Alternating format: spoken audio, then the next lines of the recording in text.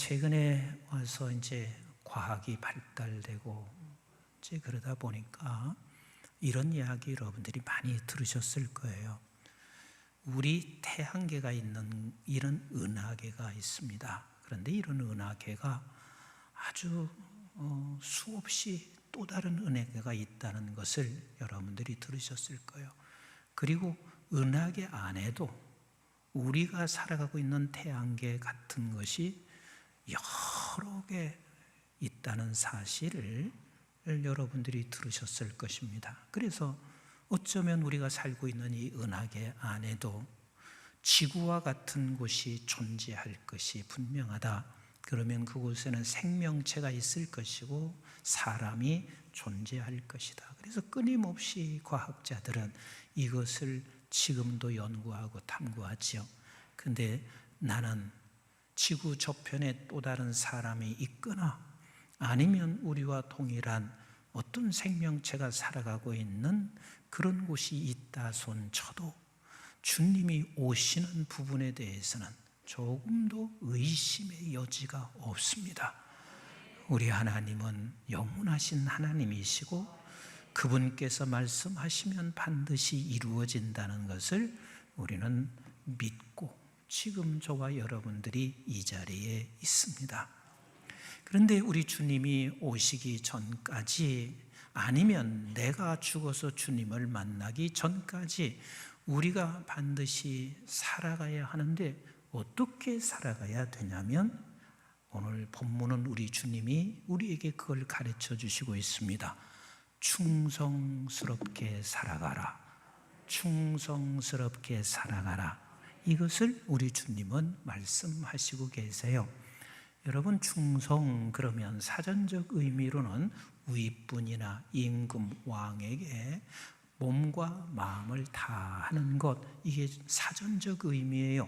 그리고 또 우리는 이렇게 많이 생각하죠. 충성은 열심히 일하는 것. 그래서 그저 잠도 적게 자면서 열심히 일해서 무언가를 남기는 것, 이것을 충성이라 생각하는 경우들이 있습니다. 그거 충성이 아닙니다. 성경적 의미의 충성은 하나님을 사랑하여 아버지의 뜻을 쫓아 하루하루를 사는 것, 이게 충성입니다. 다시 말씀드릴게요.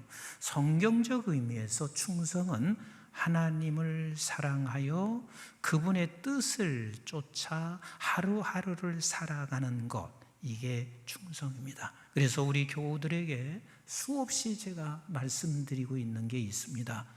우리에게 목표가 있습니다. 그 목표는 하나님 사랑하는 거예요.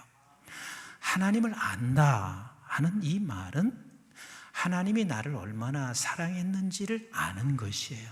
그리고 하나님을 내가 사랑했다는 사실을 아는 것만큼 하나님 사랑하는 거예요. 그래서 하나님 앞에 사랑하여 주님이 나를 향해서 말씀하신 그 뜻을 그날 따라 살아가는 게 충성입니다. 이걸 주님이 우리에게 요구하시고 있습니다. 그러면 우리가 충성을 해야 할 이유가 있는데 오늘 본문 속에서는 두 가지를 우리가 아셔야 돼요. 충성을 해야 할 이유, 그 이유 첫 번째는 무엇이냐면 주님은 반드시 오시기 때문에 그렇습니다. 주님이 오시지 아니하면 우리가 주님 앞으로 가는 날이 반드시 찾아오기 때문에 그렇습니다. 오늘 주님께서는 이것을 제자들에게 가르쳐 주시고 싶은 거예요. 본문을 여러분들이 읽어가면서 그냥 대충 읽을지 모르지만 우리 주님의 지금 심정은 제자들에게 얼마나 간곡한지 몰라요. 얘야, 내가 다시 온다는 사실을 간곡하게 말하고 있지만 저들은 이 말씀을 못 깨닫고 있습니다. 우리 한번 11절 말씀 같이 한번 읽어봐요. 시작. 그들이 이 말씀을 듣고 했습니다. 이 말씀을 들었다 하는 말은, 이 말씀은 뭐냐면 바로 전 단계에서 우리 주님께서 삭개오에게 말씀하셨습니다. 내가 잃은 자를 찾아 구원하러 왔다. 말씀하시고 계세요. 그러니까 이 말씀을 듣고 있을 때에 시작, 비유를 더하여 말씀하시니 이는 자기가 예루살렘에 가까이 오셨고 그들은 하나님의 나라가 당장에 나타날 줄로 생각함이더라. 벌써 여기서부터 예수님의 생각과 제자들의 생각은 달라요. 예수님께서는 지금 예루살렘에 가까이 왔어요. 그러면 예수님의 생각은 뭐냐면, 예루살렘에 가까이 왔으니 예수님은 뭐 하세요? 십자가에 죽으세요. 십자가에 죽으세요. 이제 예수님은 내가 십자가에 죽으면, 그리고 나는 이제는 저들은 끝났다 생각할 수 있을지 모르지만 내가 죽고 나는 부활하여 다시 아버지 편에 갔다가 다시 오신다는 사실을 제자들에게 가르쳐주고 있어요. 그런데 제자들은 지금 예루살렘에 가까이 왔으니 저들의 생각은 이제 곧 하나님의 나라가 임했다. 그 하나님의 나라는 예수 그리스도께서 왕위의 자리에 앉는 거요. 그리고 그들이 생각하는 하나님의 나라는 힘의 논리로 하나님의 나라가 세워지는 것이 저들의 생각이었습니다. 그러니까 예수님이 생각하시는 것과 저들이 생각하는 것과는 전혀 다른 모습으로 서로 각자 생각하고 있는 거요. 그래서 주님은 이렇게 말씀하시죠. 자, 12절 같이 읽어봐요. 시작. 이르시되 어떤 귀인이 왕위를 받아가지고 오려고 먼 나라로 갈 때에 그랬습니다. 자, 이 말씀을 제자들은 들으면서도 역시 오해를 해요. 왜? 먼 나라로 지금 왕위를 받으러 가실 것이다 라고 말씀하시는 주님은 뭐냐면, 내가 이제는 죽고 그리고 하나님의 나라로 가게 될 거야, 이걸 주님은 말씀하시고 계신데 저들은 그렇게 생각하지 않아요. 왜? 이스라엘 백성들은 왕을 선포한 후에는 반드시 로마로 가서 로마로부터 승인을 받아와야 돼요. 왜? 로마의 속국이기 때문에 그렇습니다. 우리 주님이 계속 말씀하시고 계세요. 저들에게 13절 같이 읽어봅니다. 시작. 그 종 열을 불러 은하 열 문화를 주며 이르되 내가 돌아올 때까지 장사하라 하니라. 그래서 우리 주님께서 그 왕의 비유를 말씀하시는 게 바로 왕은 본인이세요. 그래서 열 사람을 불러서 한 문화씩 저들에게 주고 있습니다. 그리고 반드시 나는 온다는 사실을 15절부터 다시 또 확인하시는 거요. 14절을 건너뛰시고 15절로 가서 같이 읽어봐요. 시작. 귀인이 왕위를 받아 가지고 돌아와서 은화를 준 종들이 각각 어떻게 장사하였는지를 알고자 하여 그들을 부르니 16절 시작. 그 첫째가 나와 이르되 주인이여 당신의 한 문화로 열 문화를 남겼나이다. 주인이 이르되 잘하였도다 착한 종이여 내가 지극히 작은 것에 뭐했으므로 충성하였으니 열 골 권세를 차지하라 하고 그랬습니다. 사람들이 여기서 이렇게 착각할 수 있습니다. 한 문화를 열 문화를 남겼어요. 그래서 남긴 것이 충성이야. 남긴 것이 충성이야. 아니요. 남긴 것이 충성이면 두 번째 사람은 그건 충성한 게 아니에요. 왜? 5 문화를 남겼거든요.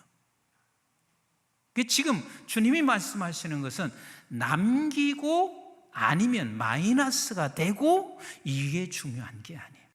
10 문화를 남겼느냐 아니면 5 문화를 남겼느냐 아니면 마이너스가 됐냐, 그게 중요한 게 아니에요.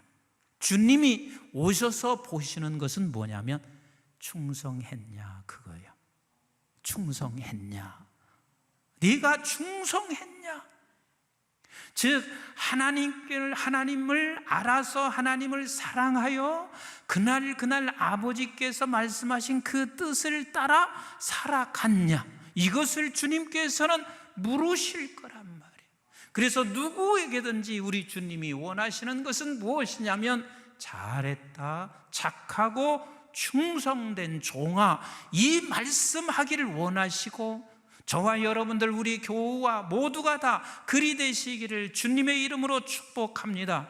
아멘이신가요? 그리고 나서 18절 한번 같이 보여요. 시작. 그 둘째가 와서 이르되 주인이여 당신의 한 문화로 5문화를 만들었나이다. 주인이 그에게 이르되 너도 5골을 차지하라 하고 말씀하시고 계세요.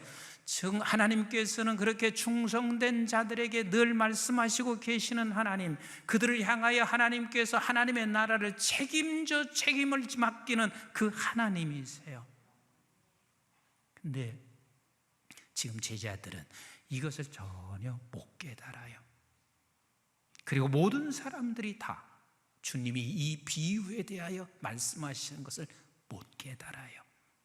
왜? 현실을 늘 중요시만 하고, 그리고 현실 세계에서 하나님의 나라, 힘의 논리로 힘을 갖고 하나님의 나라를 세울 것만 아는 그 제자들이 깨달을 리가 없습니다. 그래서 14절에 이렇게 말씀하시는 거예요. 시작. 그런데 그 백성이 그를 미워하여 사자를 뒤로 보내어 이르되 우리는 이 사람이 우리의 왕됨을 원하지 아니하나이다 하였더라. 결국은 우리 주님께서 죽으신다는 것을 말씀하시는 거예요. 아무도 이 왕을 맞아들이지 아니하고 결국은 우리 주님을 죽이신다. 그런데 그 죽을 때 너희들마저도 주님은 왕이 아니구나, 그리고 주님은 우리 곁을 떠났고 이제 끝났구나, 모두가 다 그리 생각할 수 있습니다. 오늘날 수많은 사람들이 다 그리 생각하지 않아요. 주님이 오신다는 말을 지금 언제 하셨는데 아직도 오지 않고 있다고 이야기를 하는 사람들이 얼마든지 있을 것입니다. 사람들은 모두가 다 주님은 안 오실 거라고 생각할 수 있을 것입니다. 그런데 우리 주님은 수억 년이 지나든 아니면 내일 오시든 주님은 반드시 오세요. 반드시 오세요. 주님께서 끝을 나셨고, 그리고 그 주님은 부활하시고, 그리고 승천하여 저들이 이제는 주님을 더 이상 볼 수 없다라고 생각하고 있어요. 이때 우리 주님께서 하시는 말씀이에요. 시작. 이르되 갈릴리 사람들아 어찌하여 서서 하늘을 쳐다보느냐. 너희 가운데서 하늘로 올려지신 이 예수는 하늘로 가심을 본 그대로 오시리라 하였느니라. 예수께서 죽으실 때 저들은 이미 주님은 끝이 났다고 생각했고, 그리고 잠시 동안 40일 동안 우리에게 나타나 조반을 같이 하고 몇 번을 나타나셨었지만, 그러나 주님이 다시 승천하여 올라가실 때 이게 끝이구나, 그렇게 생각하고 있는 저 제자들을 향하여 주께서 말씀하시고 있습니다. 본대로 다시 온다. 본대로 다시 온다. 오늘 또 저와 여러분들을 향하여 주님께서는 동일하게 말씀하시고 계세요.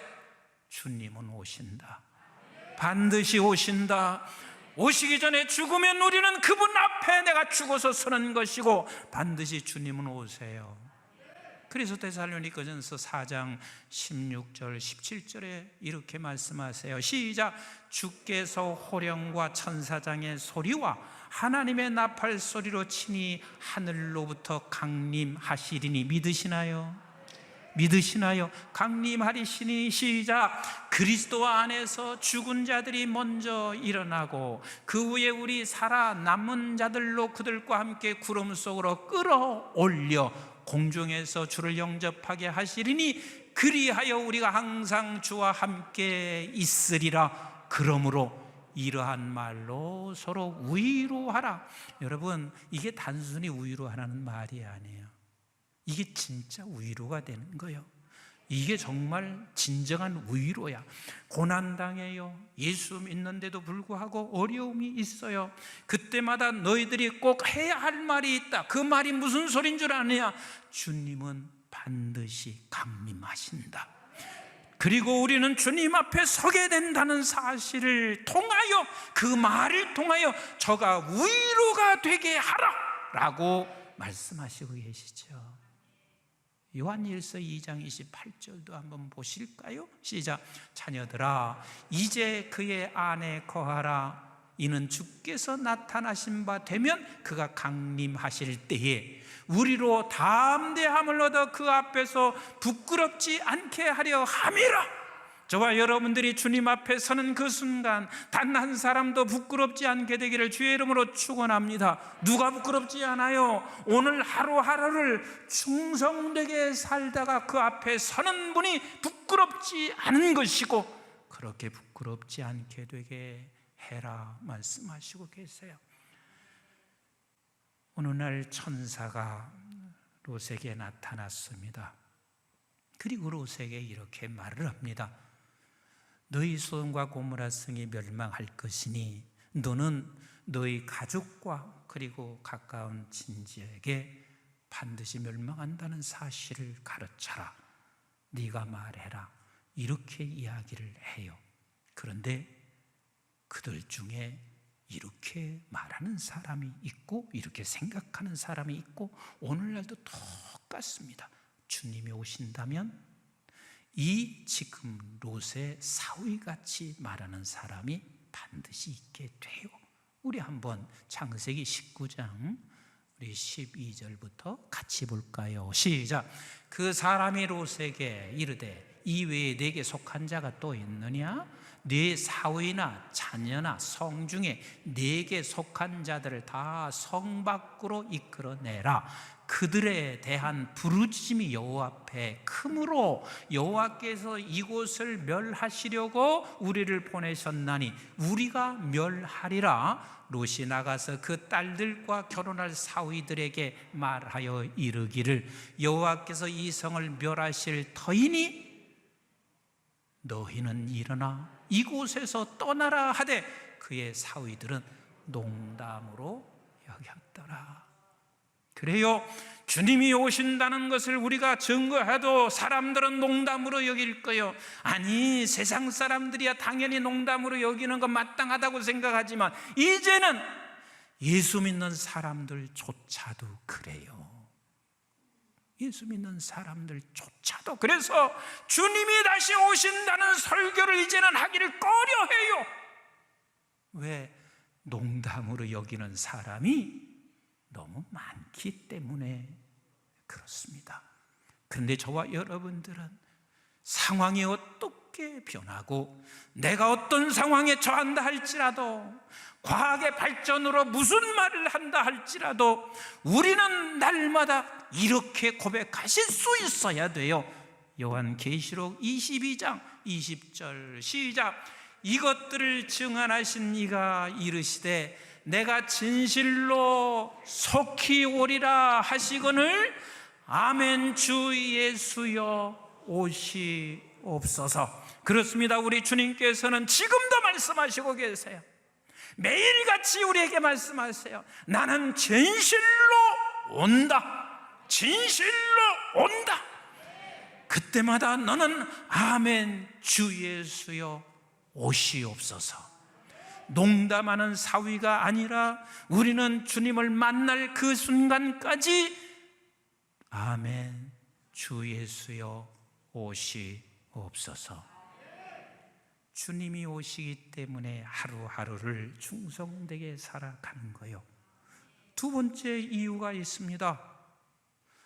나 같은 사람에게 문화를 맡겨주신 거예요. 나 같은 사람에게 문화를 맡겨주신 거예요. 10명만 뽑은 거예요. 10명을 뽑아서 한 문화씩을 줬어요. 한 문화는 100드라크마요. 한 드라크마가 하루 노동하는 값이요. 이 한 문화를 받고 있다는 것은 어마어마한 은혜예요. 그래서 성경은 이렇게 말씀하시고 있잖아요. 디모데전서 1장 우리 한번 같이 12절부터 읽어볼까요? 시작. 나를 등하게 하신 그리스도 예수 우리 주께 내가 감사함은 나를 뭘로요? 충성되이 여겨 내게 직분을 맡기심이니. 그래서 충성되이 여겨 그 말은 충성되이 여겼지만 그러나 네가 앞으로 충성되게 살아가기를 원하시는 하나님이세요. 그래서 우리는 내가 하나님의 자녀가 돼서 맡겨준 사람들을 하나님이 우리에게 무슨 관을 씌우셨냐면 계시록 2장 8절 같이 한번 읽어보세요. 계시록 2장 8절 시작. 서머나 교회의 사자에게 편지하라. 처음이며 마지막이요 죽었다가 살아나신 이가 이르시되 내가 내 환난과 궁핍을 알거니와 실상은 내게 부유한 자니라. 자칭 유대인이라 하는 자들의 비방도 알거니와 실상은 유대인이 아니라 사단의 회당이라. 너는 장차 받을 고난을 두려워하지 말라. 볼지어다 마귀가 장차 너희 가운데에서 몇 사람을 옥에 던져 시험을 받게 하리니 너희가 10일 동안 환난을 받으리라. 네가 죽도록 언제요? 환난을 받고 있습니다. 그리고 마귀가 저들을 쥐어짜서 옥으로 보내고 있습니다. 여러분 10일이라고 하는 말을 여러분들은 그냥 이런저런 걸로 해석하려고 하지 말고 그 고난을 받고 옥에 들어가는 것이 완전히 너는 거기에 빠져나올 수 없을 만큼 네가 그 환난 속에 있을 것이며 그래서 너는 두려워하지 말아라. 그런 상황에도 네가 끝까지 해야 할 일은 죽도록 충성하라. 죽도록 충성하라. 여러분 천국에 가서 관을 새로 주시는 줄 아세요? 하나님께서 우리에게 하실 말은 딱 하나요. 착하고 충성된 종아 참 잘했다. 그 관 쓰고 다니려면 얼마나 힘들겠어요. 그런데 하나님이 죽도록 충성하는 자에게 생명의 관이 쓰여진 것이 드러나게 될 것이고 또한 그렇게 죽도록 충성하는 너를 통하여 생명의 관, 생명의 열매가 계속해서 맺어지게 되는 것을 우리 주님은 말씀하시고 계십니다. 제가 말씀을 준비하다가 이런 생각이 하나님께서 주셨어요. 우리 교회 담임 목사는 여러분들이 다 예우해 주시죠. 그리고 다 알아. 그런데 우리 교회 청소하시는 분들 잘 모르실 거지요. 우리 교회 늘 지키시고 관리하시는 분 잘 모르시겠죠. 차량 안내하시고 주차 안내하시고 식당에 계신 분 잘 모르겠죠. 그런데 똑같아요. 그분들도 한 문화를 하나님께서 주신 거예요. 그래서 제 마음 안에서 이번 61주년에는 옛날부터 그렇게 관리, 사무처, 식당 청소하셨던 그분들을 꼭 초대해서 정말 마음으로 환대를 해드리고 싶다 하는 생각이 말씀 준비하면서 들었습니다. 왜? 어떤 누구든 한 문화를 가지고 그곳에서 충성을 다했기 때문에 우리에게 이런 교회, 우리에게 이런 은혜를 주신 것입니다. 아멘이신가요? 제가 말씀을 정리하겠습니다.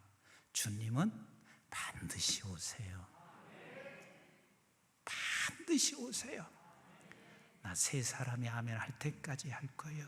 주님은 반드시 오세요. 반드시 오세요. 그래서 내가 주님 앞에 죽어서 만나든 오셔서 만나든 그 만나는 기간까지 우리 뭐 하면 된다? 벌써 잊어버리셨어요? 뭐 하면 된다? 충성을 하면 된다. 그래서 충성을 하면 된다. 그 충성은 하나님을 사랑하여 그분의 뜻을 따라 하루하루 살아가는 거예요. 우리가 충성을 할 수밖에 없는 그 이유는 첫째는 그분은 반드시 오시든지 내가 그분 앞에 서든지 하기 때문이고 두 번째는 우리가 그 하나님의 나라를 위하여 열사람과 같은 한 문화를 맡겨주신 것에 대한 은혜 때문입니다. 그래서 우리가 충성을 하기 위해서 할 것은 이것밖에 없다고 성경은 말하고 있어요. 고린도전서 4장 1절 2절 마치고 기도하겠습니다. 시작. 사람이 마땅히 우리를 그리스도의 일꾼이요 하나님의 비밀을 맡은 자로 여길지어다. 그리고 맡은 자들에게 구할 것은 종성이라.